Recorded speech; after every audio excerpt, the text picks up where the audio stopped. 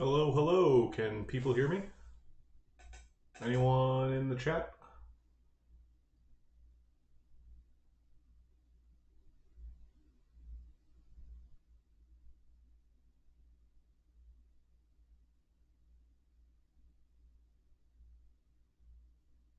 This is the funnier thing, which is no one's here to tell me if they can hear me or if anyone's actually in the chat.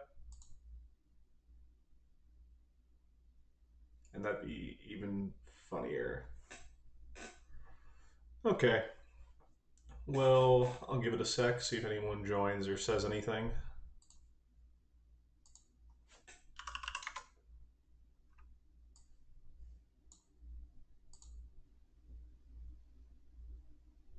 And that'd be even funnier.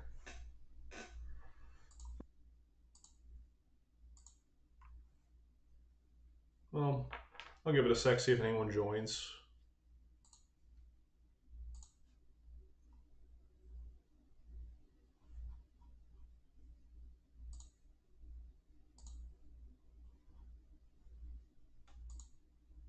Well, I guess someone may join or may not join, so I may just be doing this for my own sanity. Hello, I hope everyone's having a good Sunday, whoever is actually watching this. This is my pre, during, and post event recap for my 12-pound robot Sievert, shown here. For those who aren't familiar, Sievert is a mid cutter, horizontal spinner. Pretty much the way this robot fights is if I'm spinning, I'm winning, and it's to deliver this blade into people. Um, it's pretty much as straightforward as that. So, to recap, the last time Sievert had made an appearance was at the December 2025 NHRL finals event, where it went 2-1, losing to Slam Plan again, as well as defeating Liam King and Buzzkill and Adam and Barrage by William Marchese. Pretty much from that event forward, I had a lot going on in life. I was studying to be a professional engineer, which took up a lot of my time, as well as, if you've noticed, I'm in a different room, moved into a new home, which is very nice for me because I have more space to work, but also more things to do. As well as I had a minor surgery, which made it difficult to compete. So, my intent going into this was to compete at the June NHRL event, and I even put a reservation in. Sievert from finals was pretty much unchanged. The only main thing I had to do, which was quite annoying, was Slam Plan had set my robot on fire. Um, I think partially because there was a defective V good. So effectively, a fire had burnt out here and made this carcass smell horrible. So what I ended up doing was putting it off in a trash bag until about 2 weeks before the event. I had one copy that had been rebuilt, which was very helpful during the event. So what I ended up doing was taking apart this entire chassis, getting all the sand out of it because sand gets everywhere. If you can avoid the sand bucket, always avoid the sand bucket. Getting rid of the burnt out pieces of TPU, which were this and this, reprinting them, putting them back in, and getting rid of the carcass of the V-Good that had caught fire. Um, then rebuilt them all with some Loctite, cleaned up my switch, and that was pretty much it. The one change I did make for this event was I had installed a Sequire 12100. This is an AM32 ESC that I wanted to use instead of a V-Good for many reasons. One of them was that my V-Good I felt was V-Goods are airplane ESCs, and they're effectively, in my mind, I'm sure it's an incorrect statement, a brushless relay. What a relay does is pretty much say on off. A V-Good says, here's all the power. Motor, have fun with it. So very often my motor would cook itself, and my thought was because there was no way to create current limiting or any kind of safeties. So my thought was using this ESC would help fix that problem. So I did a basic tune. I put it in the bot. I put it in my bot. Made sure the motor spun the right direction. And then at Friday at NHRL, I was going to do some spin up testing and tuning. Um, so that was kind of it. So now can kind of get into the event recap. So to start, Sievert had a bye, which was very nice. But when I arrived on Friday, I was playing around with this VGood, not VGood, Sequire ESC. One of the things that's a little annoying about AM32 and generally things that are more intelligent is there's more things you can do wrong. And one of them, I believe, was what firmware revision I was running on this, which was 2.16, which is a little older. There have been a bunch of bug fixes between now and 2.20, as well as some more granularity changes I could do. So I was working with that and spinning up on Friday. I personally wasn't getting the performance I felt was worth it off of this ESC. So I got it to a point where it was good enough, and we'll go over that when we review the fights I had. And with that, you can kind of understand why I was a little frustrated and talking with Jake, Gwen, and other announcers, kind of telling them on Friday and Saturday, like, I'm not feeling too great. ESC is not working too fantastic, but I'm riding with it for now because I wanted information and data, so it was worth running just for the sake of seeing if it would cook a motor or maybe it would start spinning better, many a number of reasons. But we'll get a little more into that. So to start, as mentioned, I had a buy where I would fight either Cruel-Aid made by my teammate Tim Hebert, or I would fight Underdog, which is a shuffling flywheel flipper from, I forget their school. I'm going to apologize, and Alex will make fun of me. I believe that they're like mascots, the Huskies, but that's really funny that I don't remember. So pretty much I had to wait to see who I would fight. In that time, I was helping Tim get Cruel-Aid ready. He had a rough week getting things up and going, and I really wanted to fight Tim. Unfortunately, we kind of ran out of time because Tim also was using a Sequire 12100 that I'd loaned him because he had had a bad ESC. Fun fact, the one I gave him was bad. What I mean by that is we programmed it once. Tim went to spin up, was getting like 10% of his motor's like speed, meaning it wasn't spinning very fast. Went to go reprogram it. It refused to be acknowledged by 2 different laptops, a bunch of different USB cables, and 4 different programmers. So we ended up ripping it out and putting a new ESC in, but with all that hustle and haste, unfortunately, Tim got in, had a one hit, and lost his ESC connection because the connector came out, which really sucked. And he ended up going to a JD where he lost to Underdog, understandably. So then we were going in to fight Underdog. So let's pull that up over here. So this is Underdog. If you look at Underdog, I can't zoom in because, God forbid, you can see it's this tanky looking wedge with in the middle a rope that pulls and acts as a flywheel, which when it's pulled suddenly causes it to want to flip. I fortunately had some information on the robot because I got to watch Tim fight it, which was the flipper was not working as they had wanted or hoped for, which is unfortunate because you always want to see something cool and interesting work. So going into the fight, I looked at it, and pretty much when I went down, the first thing I said is I want to just go center face because they have some pretty beefy angles and edges, and I thought I could catch the inside of their wedge and rip it off. So now let's watch the fight. I'm going to try not to talk too much during it, but after we're done with the fight, I'll give some insight on what I felt during and after. So I'll interject a comment here and there, but I'm going to try to let the fight speak for itself. If anyone's in the chat, let me know if it's loud or quiet or anything. So.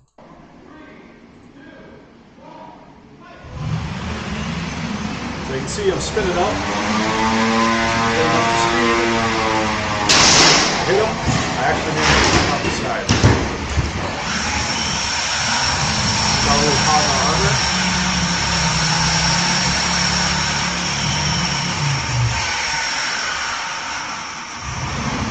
So you can hear their flywheel not really work, unfortunately, and you can see my weapon's trying to spin up.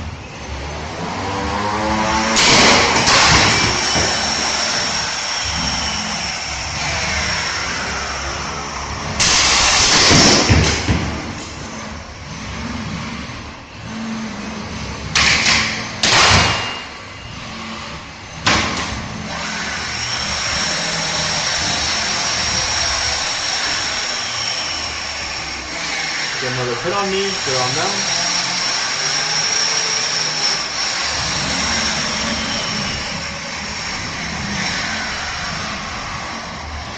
Having some trouble with the weapon spinning up.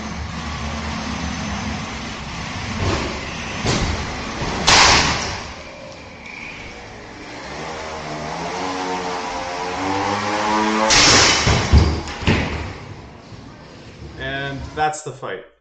So, not my favorite fight for a multitude of reasons. One of them is the weapon is misbehaving, if you will. I'd opted on Friday night to put in what I thought were good enough settings and didn't want to go messing with them too much, especially with what happened with Tim, where his ESC misbehaved and we went to reprogram it. So, my weapon, if you can notice occasionally, would struggle to spin up. I almost had to baby the throttle to like 10 or 20%. And then once it started spinning, I could crank it. But even with slow ramp up on my controller, meaning when I go to 100 immediately, it takes 2 seconds or whatever I set it to get to 100%. It was struggling to spin up. So that's why they got a couple of good pins on me because I just couldn't get it to spin up consistently. So as the fight went on, ripped off more and more of their armor. And eventually I actually caused damage where they stopped moving. The reason why the second part of the fight I was not happy with was this part. They stopped moving, and I instinctively am getting ready to hit them again because I'm thinking they may call for an unstick. And then I see them move ever so slightly, and I hit their shufflers. And pretty much, this is actually the piece they gave me. Fun fact, this is magnesium. So you can see I hit their shuffler here and just completely ripped it out. Now, this isn't aluminum, this is magnesium. If you've never felt magnesium, it is the weirdest material because this feels like it should be heavy. Feels like this thing could float in water almost. It's crazy.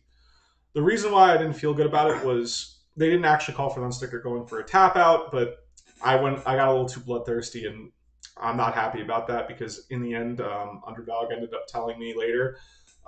Initially, when we got upstairs, I said, sorry, I really shouldn't have hit you. If there's anything I can do to help you or anything you need, let me know. And they're like, oh, we got plenty of spares. We should be good. Later found out that the amount they had to rebuild, they had to forfeit their next fight because they couldn't make the repairs in time. And I feel really bad about that because I shouldn't have hit them, honestly. It was uncalled for. But I also I thought they were going to move, and it's not an excusable thing. I'll be better about that going forward when I think someone's not going to go or move or anything. So, or at least try to not hit someone in their expensive and difficult to maintain shufflers. But with that, go back upstairs, no real damage, just taking out the batteries to charge again and wait to see who I fight next because I'm 2-0 at this point with the bye, so I have to wait for someone who's 2-1 to figure out who I'm fighting in the round of 16. So with that, I opted not to mess with the ESC anymore because I didn't want to make it worse, and I wanted more information/data on it. Meaning I was effectively using a weak ESC tune or ESC in general to run my weapon, which will come up later. So I'm kind of just sticking with it and saying whatever. If I lose because of it, I lose because of it, but I want to learn more. So my next fight is against a robot called Clipit, which is from someone from California. I believe his name is Camden, or their name's Camden, but I'm not sure 100%. Clipit is a wide, small disc, horizontal, vertical spinner. I'm scared of these things because they usually envelop you and bully you around. I think back to when I fought Blue Marlin, where Bob just bullies me with his width and his weapon. So it made me a little bit nervous. kind of waiting to see how they prepped. Camden noticed he was going to be running the flat forks, which are designed to kind of get under it and absorb the energy, um, and act kind of like a pseudo wedge that isn't hard. I was more scared because Camden previously posted in NHRL server in the 12-pound channel slash chat that there was more kind of going on there. Um, but and I saw it was this beefy wedge of tire. What's it called? Even I think AR.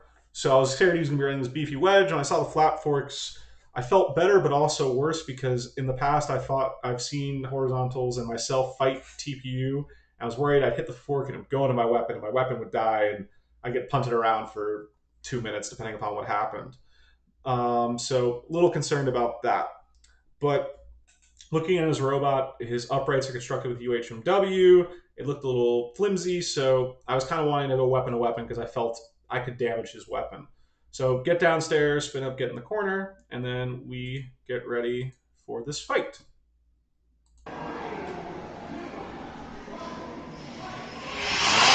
So you can see my weapons are struggling to start.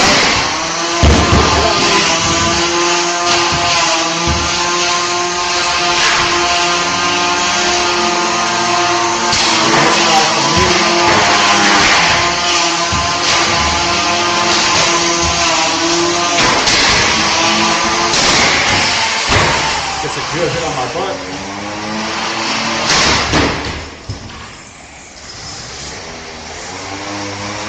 Ended up going weapon to weapon. His weapon and drive are both struggling.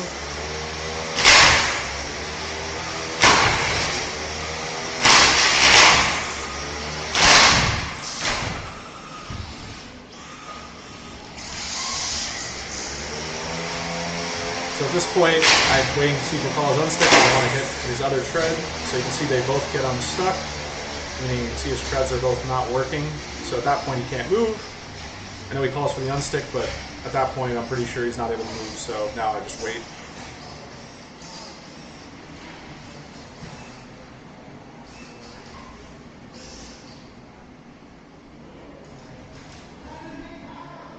And that's the fight. So you can see again that the Squire is giving me trouble. A lot of trouble, actually.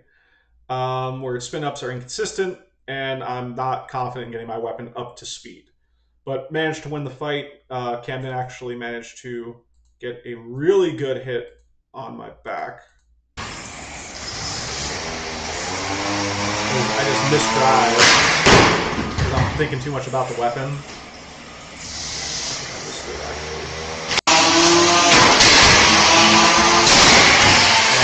He was actually really close to hitting my weapon ESC, but managed to hit a standoff, and he actually bent my frame and did a nice tear. So it could have been really bad. He could have cut through my butt and just completely obliterated my ESC, which would have stunk. But fortunately, that didn't happen. So I ended up leaving this frame to the side and converting to the next frame as I prepped for prime time, as well as took out the Sequire in the copy and put back in the VGUT, because at that point I wanted to just spin up consistently and hit things. I also forgot to mention my objective for the event was primary objective was to get top 4 so I could qualify for finals without having to go to Pro Tour. In case I didn't have time or didn't feel good about going to the event, I wanted to be able to go to finals again. So my objective was top 4, which is why I swapped to the VGUT instead of suffering more with my Sequire, because I wanted to work with a known quantity that at worst could blow out a motor. But with that in mind, start switching the other frame, which was pretty well prepped, get the new blade on, and we're good to go. Had a lot of help from Tim Hebert throughout prime time, so thank you very much, Tim, as well as Ben. Both of them were instrumental throughout the day, helping come down, giving me support over here, giving me advice, helping me fix the robot. Really couldn't have done it without them. So Tim actually helped me take this frame apart to get the top plate off, and then we bent the top plate back down to reset up the frame in case I needed it, which comes up later. So going into that, the next fight I had was against a wide, small vertical spinner named. I'm gonna butcher his name, so I'm gonna look at timestamp guys thing. Love you, timestamp person. You're amazing. Um, Barinkus. Barinkus is from Florida. So kudos to him for coming up to NHRL. I know depending on how you get there, it can be a pain, whether it be a long drive or you got to fly with a robot. It's never an easy time. Barinkus actually, I talked with him earlier in the day because someone mentioned he was having an issue using a V-Good to spin his weapon, and I had a programming card and more understanding than none. Not going to pretend that I know a million things about V-Goods and how they work because that would be not honest and true. But I knew enough where it could maybe help him. Turns out he just routed his wires very tightly and a signal wire got damaged, which happens. But talking with him earlier in the day, he ended up forfeiting his first fight, which was unfortunate, but he made his second and obviously made it to prime time, which is great for him. He mentioned his robot, he's running like this AR top plate that was too thick, and it actually made it so he couldn't run his wedge. With that in mind, I was a little less nervous than fighting Clip It because looking at his stack, it's similar. I think he has reinforcing plates with his UHMW, but my thought was pretty much, I just got to hit him. If I hit him, I should do okay. And at worst, he bullies me around. Kevin Biagini from our team was working the event as a housebot driver, and I mentioned the robot's name, and he's like, didn't give me any actual real advice, but said, "Oh yeah, I watched him, and he was like fast and driving really well." So definitely not an easy opponent. Anything could happen. So we can give it a watch. At this point, I have a V-Good in, so any commentary you hear about me fixing my ESC settings at this point is not true. This is me giving up. In this fight, we've seen a lot of fights from Caldera in the 3 and 12 pound bracket. Sievert is the same archetype of a robot. I think the weapon is bigger and more dangerous. He might sacrifice some defense, though. This is going to come down to, can Barinkus get the control with its whiff? Can it stop the horizontal blade before it can stop him? We are going to find out in also a small shout out. These guys at the Sievert sign pitted near us. I forget his name. I've actually helped him at a couple of events and talked with him. Great guy. Great kid. He has this Dagomizer robot. Genuinely, watched one of his fights. It was very impressive. But he ended up coming up during prime time to say hi with the sign. I was a little busy fixing stuff / prepping for my next fight. But the sign was actually sick. Just a moment.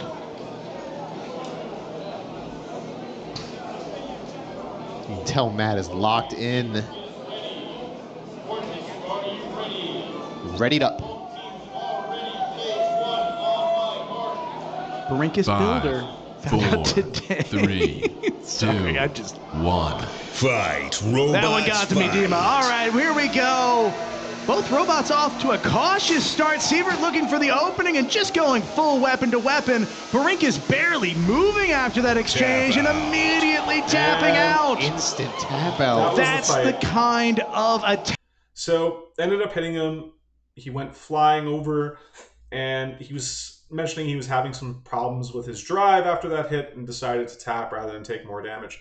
I was going in to hit his drive from the back because I couldn't pass up the hit. I thought he would just start driving all of a sudden. So unfortunately, the builder didn't really know what happened to his drive, but hopefully we'll fight again and it could be a little more than just one hit. I wanted a few more, and I'm sure he would have too. So I look forward to our rematch if we find each other again. He ended up sharing a picture in post where I'd actually cut through all of his TPU and a few of his screws and hit into the upright. So definitely a more robust setup than Clip It with the reinforcing on the UHMW, but with a wedge, I think this fight would have been a little more different because I think he would have at least fed me more into his weapon, which would have been better. But quick fight, no real damage, similar thing, taking out the batteries, just a charge, and then swapping the blade to a different blade for my next fight. So, V-Good worked, didn't burn out a motor, but it was only one hit. So, my next fight is against the Honey Bombers made by Zoe Lambert from Team Honeycracked and I believe her co-driver for the day was Colin, one of her students she mentors. They had a hard fight against one of our teammates, Lyndon and Jillian, with Grandeur. Definitely a lot of repair going on for them. Um, Ended up trying to give them as much time as they needed because I wanted this to be a good fight. Didn't want to rush, so just stood around, kind of offered any help, any assistance. But they had everyone in there, and they're always ready to get a robot together and ready to go. So this fight, pretty much, my prep was just changing the blade because the vertical spinner on I don't know, Honey, and this is Bomber or Honey, is quite impressive. It's this hardened steel hub motor. So I swapped to my Vert setup, which is a shorter blade that's more robust, with some more cushioning to hopefully not taco a blade if I went weapon to weapon. Going down, talking with Tim, I said, the only thing I need you to do during this fight is tell me if Zoe driving the Vert would lay me out when I was trying to hit this one, but my primary focus was to disable the Vert, then go for the undercutter because I knew I would outreach the smaller 8-pound undercutter. So let's see how this fight went, and we'll talk about the post-fight and something really embarrassing. Kind of chilling because I already punched my ticket to Pro Tour and to Pro Tour World Championships, but the winner of this is moving on to Grand Finals, so there's still more at stake. Yeah, it is going to be a battle to see who fights Buzzkill. 3, 2, 1. Fight, robots. There we go, fight. all robots up to speed, nice and quick. Wow, what a massive impact!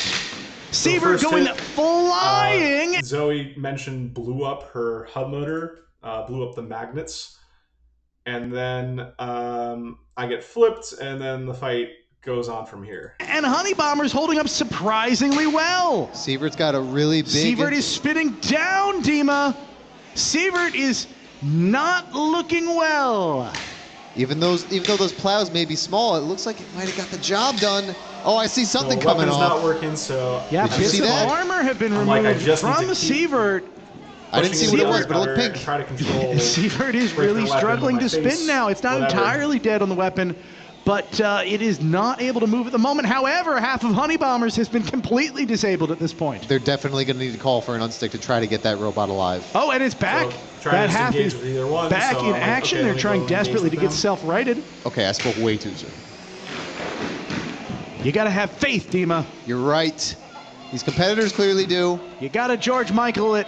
These two halves are working more in tandem than we have seen yet today, delivering the right kind of hits on Sievert, targeted hits to the kind of squishy haunches of the robot. If the vertical spinner half of Honey Bombers can lock up Sievert, the horizontal spinning half, which still has a weapon, might be able to hit some crucial components, but that's a big ask. Now this is interesting. We just saw Honey Bomber's horizontal half hit the weapon on Sievert and send it spinning.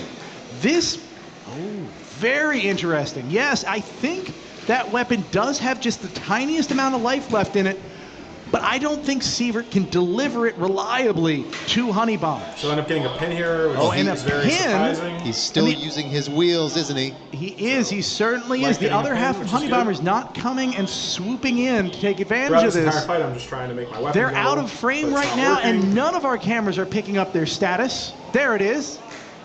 Yeah, completely dead in the water. So this is horizontal on horizontal, or should I say horizontal on four more horizontal. Zoe's not that moving, robot doing the thing, doing a bit of a gyro walk. And then before it falls down, Matt Landry comes in for another hit. Sievert so well built. It would take a nuclear explosion to take down the drive on Sievert. So at this point, there's actually... And Honey Bombers, I just don't know if they have the firepower to deliver that kind of blow. Not this far into the fight, not after this much damage. Oh, and smoke starts coming out of the motor assembly on Honey Bombers. That weapon is down for the count. For the last 20 seconds. It might be able to spin just a little, but I wouldn't risk it. Yeah, see, as soon as they try to spin it a little more, but look, the other half of Honey Bombers is back. It's moving just enough. Just enough. Is that going to matter for the prove-it period, though? I think we're going to get to the prove-it period here. Their two are going to pull apart, We're going to see if there's anything left in the motor on the undercutter half of Honey Bombers. So weapon doesn't spin up. See, they're smoking. As soon as they hit that throttle, all they get is smoke. Instead of turning that energy into mechanical motion, it just turns it into heat and smoke. You can see Zoe. And with that, we can talk about the damage. So my weapon doesn't work for whatever reason. Don't really know why. My plates take a bunch of cuts from the undercutter, and that frame's done for the day. And I win a close judge's decision. Mostly due to one half of Honey Bombers, I think, just not really being a factor in the fight, plus the damage to weapon and half drive, and then the undercutter losing their weapon towards the end. So, close fight. Zoe had mentioned a couple of things that went, I think, wrong.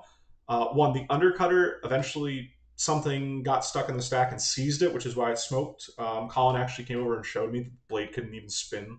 So something bound the weapon, which is why the weapon motor burnt out. So pushing into them worked out in the end for me, which is fortunate. Zoe mentioned during the frantic repairs, she has these new motors that go onto her gearboxes, and she has 2 different KVs. Apparently the KVs during the repair, because one side took a lot of damage, or one gearbox wasn't working, had a higher KV and compared to the other side, and the ESC setting she had caused it to effectively trip the current limiting on the ESC. So she lost a lot of ability to drive, and they were just trying to save it for the prove it period because they didn't want to have it keep overheating the ESC, which could have also burnt out the ECU, which wouldn't have been good. So unfortunate, but worked out for me. So my next fight is against Buzzkill. But before we do that, we're going to jump ahead. We're going to jump ahead to when I figured out what I think is wrong with the weapon from that fight. And to jump ahead, we need to go backwards in time. All the way to Moto 2025 in February.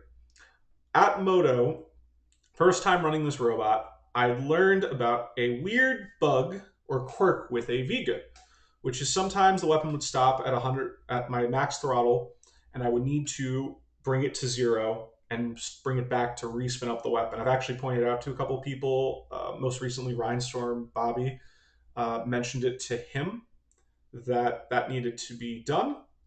And it was something that I wasn't fully aware of as a bug. Because of that, on my Radio Master Pocket, which I will grab real quick, I forgot to grab that, I had set up a button to make it instantly go to 0, and then when I release the button, it's this button right here, it's a momentary switch I can just click, and that would make it go to 0 for a moment, and then that means my weapon would immediately spin up. Which was nice because it made me not have to think as much about moving the throttle up and down. So that happened. Later, I would get flipped on my head at other events, and I would start driving badly because I'd have to use my brain to flip the logic to go forward, back is forward, forward is back. So I set up a switch that I could flick to make it go forward, backward is forward, forward is backward. That way I could just flick it. But the problem is certain vert fights I keep getting flipped, so I'd have to keep remembering to flick the switch, and it was getting annoying. So I set up a button that hadn't been used, which was a momentary switch that would allow me to flip my drive if I held the button, meaning I would just hold it and I would then drive. Fast forward to this fight. If anyone has figured it out, which I don't think anyone's in the chat, which is infinitely funnier, when I went to hold this button, it all of a sudden caused me to lose my weapon because both of them are on the same button, meaning I had a safety effectively preventing me from ever making my weapon work. But I was able to drive straight, which is great. And ideally, if Zoe was working with her vert, she would have maybe flipped me, and then I would have let go, and my weapon would have came back. So I realized Sunday morning when I get home, or I'd been home, that, and then I looked, and that was the case. They were both set to the same button, so by doing that, I made my weapon impossible to spin out, which was unfortunate. I won a fight that definitely could have not been my way, and I would have felt like an idiot, and I still do. Really embarrassing. But no longer are these overrides in there, because overrides just aren't worth it for me at this point, when I can just have a consistent setup where I can just remember, okay, I have to go down sometimes and up, which I've gotten better at driving, so I don't think that's as bad of a thing that I need to do, which is great. So with that, I move on to the finals, which is the furthest I've ever gone at an event, which is awesome. Um, so getting ready to fight Liam, I switched to the other copy, which doesn't have a V good in it. So when we go upstairs, they're like, you got 25 minutes. The event was running a little late. They had some power outages. We had heat, which delayed stuff. NHRL staff was doing a great job throughout the day, and no fault. They just want to get the day done. 25 is the only thing I'm guaranteed. So looking at the frame, I'm like, I had this V good from another event that had gotten painfully warm, and I was worried to run it, but it was in my case versus the program Sequire that I had spun up with another time that worked, but I wasn't sure how well it would work. So for about 2 minutes, myself and Tim stared and contemplated my life. I knew if I put the V good in, I would get better weapon spin up, but I could burn out my weapon, and the existing V good that I was going to use could be hot garbage. And maybe I don't spin up at all, or I go to test it in the cage, doesn't work, and I have to change it. I may not have had enough time in my repair window. Or I could run with something that I knew would at least spin up my weapon. After staring at my robot for 2 minutes, I decided to go with what was in the robot instead of the risking it, which had me very unhappy getting the robot ready with the new blade for Liam and Buzzkill, which I was very scared going into the test cage. It just wouldn't spin up nicely. Lo and behold, because this Sequire loves me to death, it spins up perfectly. Like, literally the same as a V-Good, almost. I think there's a little thing wrong with it, but compared to the first one, not crazy. So I spin it up. It's amazing. And I'm like, what is happening? Why is it like this? Don't have time to question it. I get the robot done with 5-10 minutes before my fight. I end up just laying on a table drinking some water, chilling out, and then go down with about a minute or two left. So go down to fight Liam. Pretty much, I fought him in December. I managed to win by peeling his armored wedge. That was protecting his undercutter and seizing his weapon. I lost my weapon in that fight, but it was a close fight that I won because the function check managed to allow my weapon to spin a little bit, even though I cooked it multiple times, the weapon motor. I was shocked. Liam, because of that fight and not losing to an undercutter in over like 2 years, made some improvements to make it harder for me to peel the wedge with some different setups, which made me very scared to fight it. But going down at the time, I was just going to be happy my weapon spun up, and I managed to get through the fight somewhat. So I was just like going in with the whatever happens, happens. Let me have the best fight I can. So go down, and we'll watch the intro and all that because I like it and gets to show off a little bit of the team. See it come down to two horizontals, especially in that 12-pound weight class. Very interesting matchup for these two. They have a history. Will Liam King's upgrades help hold this bot together? We will find out very, very soon. And if anyone's in chat, feel free to speaking of type. Buzzkill, I don't think there is, but coming all the way from California, Maryland, representing Team Honeycracked, it's Liam, King, and Buzzkill.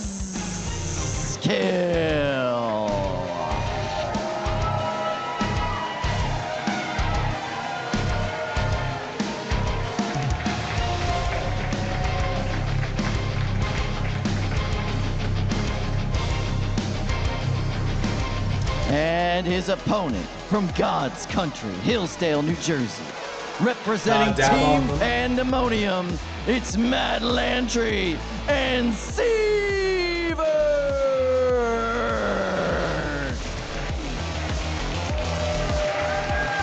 I'm laughing because a kid decides to dab on me. It's really funny. All smiles from Matt Landry. He feels good about this matchup. He feels good to be in the finals. All right, and behind an energy shield specifically preventing horizontal attacks, we're gonna go with Ricky and Dima in the play-by-play booth. Thank you so much. My Maryland pride is... So this here is the graphic, tail of the tape. Liam has a lot of fights. And I genuinely agree with the win probability because this wedge is just so beefy and difficult to cut through. Surging today, the #1 seed, Liam King bringing Buzzkill from Hollywood, Maryland. A terrifying 50-21 record, 80% win probability, and about a little better than half and half record for knockouts, 17 fights of experience. I gotta say, we seeded this bracket pretty perfectly because we have #1 seed up against Sievert, the #2 seed. You have your Maryland pride, I have my New England pride. We are fighting for the pride of Massachusetts here. A 68% KO rate over all of its fights so far. Is it going to try to get one huge impact against Buzzkill? Is this going to be a one-hit KO situation, or is this going to be a real test of driving stamina? So, a little bit of a drive strategy for this fight. I'm trying to get to the side or front corner of Buzzkill to help start the peel on the wedge like last time if I can. I know there are some improvements there, but eventually everything breaks if you hit it hard enough. So I'm trying to, in this fight, constantly hit the side of Liam's wedge to try to start a mustache, which I had from another fight. So we'll see how that goes. Listen, we have seen Sievert Still concerned go about how up the against weapon's gonna undercutters, perform. and we've seen Buzzkill So, like, go whatever up against happens, mid-cutters. Both of these robots have bested their opponents before, but that streak has to end with this fight. 5, 4, 3, 2, 1. Fight, robots. Away we go. Both fight. robots spun up immediately. A very careful approach, some glancing blows.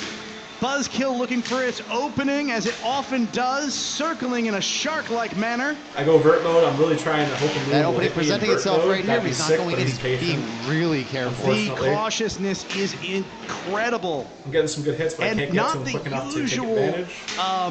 Tiburonic circling that we see, a kind of standing back and waiting. Look at that, Hitting his Sievert being wedge hard. chucked into the arena Gets a good walls, hit on me. and the weapon slowing to a crawl, spinning back up quickly, but that was a moment that did some damage, or at least put some stress So on that weapon Sequire's system. spinning up nicely for some reason. Buzzkill now doing Guess the its world kind of likes me. trademark chewing behavior. Little bite and a retreat, a little bite and a retreat. This is that driving stamina I've been talking about. All these micro decisions are adding up, and there's 2 minutes left of decisions to make for both these drivers.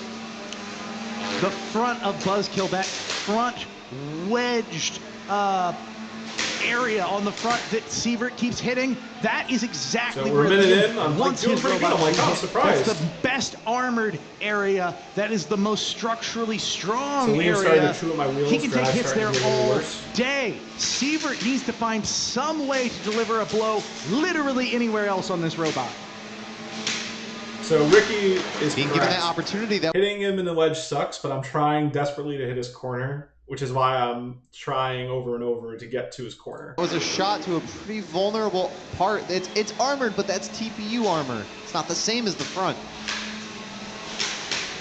And we're seeing some interesting behavior from Sievert. It's the one doing the circling. It's the one doing the probing hits, looking for an opening. It's Matt still is- ending up on, Sievert does seem to be slowing down So now. my drive's starting to struggle because he's starting to cut The off the wheel. damage is piling up. Matt's trying to beat Liam in his own game. That's not easy to do. It isn't, but what other choice does he have, Dima? Yep, Liam's not giving him any other game to play. We're in the last minute now, 52 seconds remaining on the clock. Armor now being ripped off the side of Sievert, and you can see the tread on that wheel slowly evaporating into the ether. Robots circling each other, but Sievert not able to move the way it once was, taking bigger and bigger hits as this accumulated damage stacks up. Buzzkill is doing the Buzzkill thing. Yes, this is perfectly executed design intent. Buzzkill doing exactly what it wants to do. By the end of this match, the 18 seconds now I that turn on this remain, wheel, so there will it's be just this wheel on my progressively weapon less helping me Sievert move ever so left slightly. on the robot and progressively more Sievert left strewn across the arena floor. This will be going to the judges. Robot fans, that was a demonstration of design intent unparalleled. We're going to see the barely prove-it out of period. drive, These two robots are going to got full show weapon, what's Liam's got left, everything. and that is going to show the tale of this fight. So we'll jump to the interview. It's funny that for it's a sec. always hoist. It's never forklift. It's never lift. It's always hoist. Maybe Kyle can explain that, or maybe Kyle has more important things to get to. Kyle? I don't know if I can explain anything that happened in that matchup, but I have two people that were there and might remember what happened. Matt, I'm going to ask you first. Watching that fight back in your brain, if you have, is there anything you think you could have done differently to make the outcome go a little differently? The answer is I have to outdrive Liam King, and I didn't do that. But generally, I was very happy with the robot. I've been struggling a lot with the weapon today, and it actually performed amazing, which was shocking. I was expecting just to limp through. You did phenomenally well. That was amazing. The bot worked great. Liam, you put a lot of preparation into this particular matchup. You've been beaten by this guy before. Do you feel like your preparation held up? Did it work out? Yeah, you know, I'd say so. I remember back many years ago, I lost to Cthulhu, and that really, you know, sparked my desire to come back and win. And I basically redesigned a lot of buzzkill to beat mid-cutters. So actually at the World Championship, Matt Lantry, he totally kicked my butt. I was like, man, I know, look at this guy. And I'm like, with Liam. never again. So I redid or not completely, I made some tweaks to my mid-cutter config, and it worked out for me at February, and it appears to have maybe worked out for me today as well. All right, well, there's only one thing left to do. And your winner, by judge's decision, is Liam King and Buzzkill. So, well earned by Liam. As mentioned, a couple people after the fight were like, oh, tough loss, hard, it happens. I was genuinely 95% happy with my day. I did better than I was hoping for, which is top 4. I ended up going top 2, which I've never done in NHRL before. It was great, amazing. My weapon, that fight with the Sequire, didn't kill my batteries. I was at like 3.68 volts, which is amazing. So that's why I'm also suspecting this thing wasn't quite 100%. Maybe it was like 80 or 90. But considering I didn't kill a motor or an ESC, the motor wasn't even super hot, nor was the ESC. I didn't kill my batteries, and I made it the full 3 minutes, which Glenn with Caldera struggles fighting Liam and never makes it to the full 3 minutes.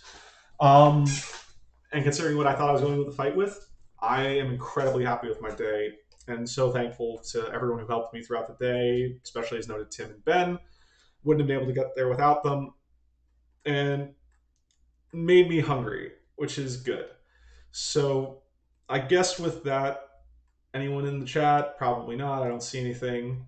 What I ended up doing is getting the robot upstairs, getting the batteries out. The only damage was just the wheel getting completely shredded in the side guard. Drive motors themselves were fine. Robot looked okay. The weapon was still spinning. Nothing felt overheated, which is great.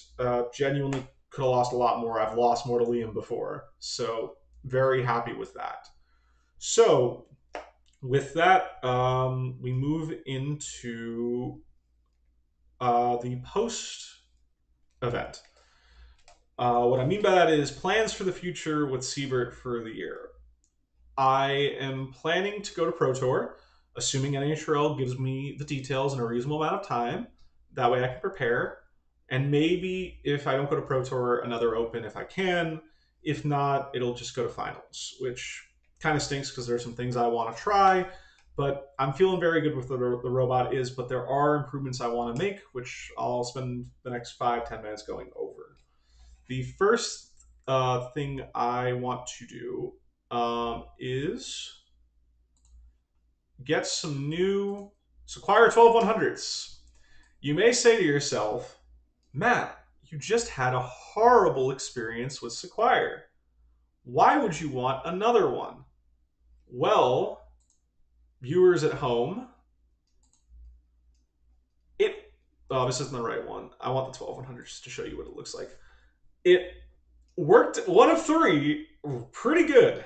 And I have a suspicion if I went to a higher revision of the firmware, which I didn't want to do because I emailed their support and they sent me the correct firmware apparently, but it was supposedly I had to ignore the MCU layout and I didn't want to brick them. So I was like, let me stick with 216. It should work good enough, which clearly it didn't. My plan is to get them to send me fresh ones because they owe me, um, and mess with every setting I can. Meaning, I'm planning to go full Google Sheet, trying different timing advance, ramp values, startup power. In my test box at home, I couldn't really spin it up, but my plan is to bolt it down in my test box and then just chug through batteries. I got some big 3,000 milliamp hour batteries, so I don't have to charge as frequently, and I can use a LiPo voltage. And I'm just going to spin up repeatedly, and get a setting that I like tuned, and then be able to use it in a fight and see what happens. Um, Hopefully, a lot of data collection will help me there. The other thing is I'm going to be changing the drive ESCs. I've been using the bigger 35 amp just because robotics ESCs. Seth unfortunately has stopped carrying them because it wasn't working out for him, which is fine. I'd want to make the change anyway, but it was a free excuse. They've been working really well. They have some current limiting that works. Very happy with how they perform for drive ESCs. I don't have a lot of drive power in Sievert. They're pretty low amp and watts. But I want to convert to a Sequire Blueson A1, which a lot of Beetle builders have been using for their weapons and drive, as well as Lars with Pyre. I like this because it's less wires, because I do a bunch of ring connectors, and my wiring is a nightmare. I have to get it ever so slightly correct in certain spots and get it to close. 2B to this is I'm reducing the quantity of ring connectors by doing this as well, by wiring the Beck to the pads, which means I have less ring connectors and it's a more contained unit. And hopefully I'm going to then take the time to make my wiring right. I've always said that, but I always put a little extra, and it's a nightmare. I need to make my wiring better for this to not be a pain to use. So that's number 2. Drive around with it a bunch, make sure the ESC doesn't burn out, or my drive motors. Hopefully it works nicely. We'll move on from there. The next thing, the final thing I want to do is put a little more thought into my armor for fighting horizontals. Generally, this is very light print because I'm always close to weight, but with some changes I've made to some pocketing and extra speed holes, my weight is less. What I mean by that is I'm at least a quarter pound underweight every fight now. In certain configs, I'm a half pound underweight, including the config I used against Liam. What that means is I can do things like beef up my wheels and print settings and some of the angles, where I can hopefully, Liam started to chew through it, maybe buy a couple of hits more, which could make me not lose my wheels as quick, which could maybe have been the difference. If I had full drive and weapon, maybe they saw World War I, or at least I got it closer. Instead of a 7-4, maybe I made it a 6-5 Liam 1 or a split. Getting tighter in the card. And then the last 2 changes, which are going to be a little harder to do, I want to make I made this blade for Liam for finals. It's not symmetric, it's actually asymmetric. This is a slightly smaller circle from the tooth, because in case for some reason the counterweight was able to hit him, I wanted to have a tooth that could hit him. I don't like the shape of it and how it feels. It just feels wrong. I kind of want to make something a little more organic looking with a similar kind of function, just to make it a little prettier. I made this kind of a couple weeks before, so I could just send them off, get them made. I want to make this blade look a little nicer. It doesn't spark joy for me. The other thing I want to do is a quality of life change that has been an annoying thing, but isn't the worst thing, which is adding an aluminum plate in my drive to retain the bespoke axles. Currently, this is all TPU, and the bespoke sits in this. I tighten a bolt through, and it holds it. The problem I've had is, even though I use a longer bolt on the bespoke axle, which I don't think I put a bolt in, but it's there. Even though I put a longer bolt in this side with Loctite and a little less Loctite and a shorter bolt, sometimes it'll get stuck together, and when I go to loosen and hold, the bespoke will start spinning in the TPU and is embedded. Now you think, oh, it's not a problem. You could just take the whole bespoke out. Well, the way I do my drive to help maintain the center-to-center distance is I use a carbon fiber plate that goes through the bespoke and encases it so it can't really move. It works well until it doesn't, and it's easy enough to remove these pods, but it's something that I don't like doing. It takes forever. It means I have to take the entire pod where I could just change out a wheel instead if in a rush. So what I'm going to do instead, I think, is make an aluminum backer plate for the bespoke, allowing it to be a bigger hole in the carbon fiber plate to allow the bespoke to come fully out if it gets stuck, as well as to have a hex to retain it and hold it tight so if I crank on it, it doesn't spin in place. That's probably going to be like a 2.5D part I get made in China, as well as getting some new hubs made so it works out. And it's going to add a little weight, but I have the weight at the moment. And I don't think it's going to be that big of a deal. So those are the main changes I want to make with Sievert for its next outing for either Pro Tour finals or an open event, depending upon scheduling and waitlist and all that. As mentioned, pretty happy with how the bot performed. I don't know if anyone's in the chat has any questions. If not, I might just call it here. So yeah, we'll find out if anyone actually watches this and has any comments. Feel free to put them in there. Love some input, things of that nature. But generally, as stated, happy. If anyone watches this, thanks for watching, sticking through. If not, at least I got to talk through some thoughts about my fights and stuff if I ever want to think back to what I was thinking. Well, have a good one. I want to thank our sponsors, Overture 3D Printing Filament and Cuz Robotics, as well as Y80 Wheels, the wheels I make. Without them, we wouldn't be able to do what we do. Overture for the wonderful filaments exclusive TPUs on Sievert, and Cuz Robotics with some things like the drive ESCs in Sievert and many of our other robots on the team.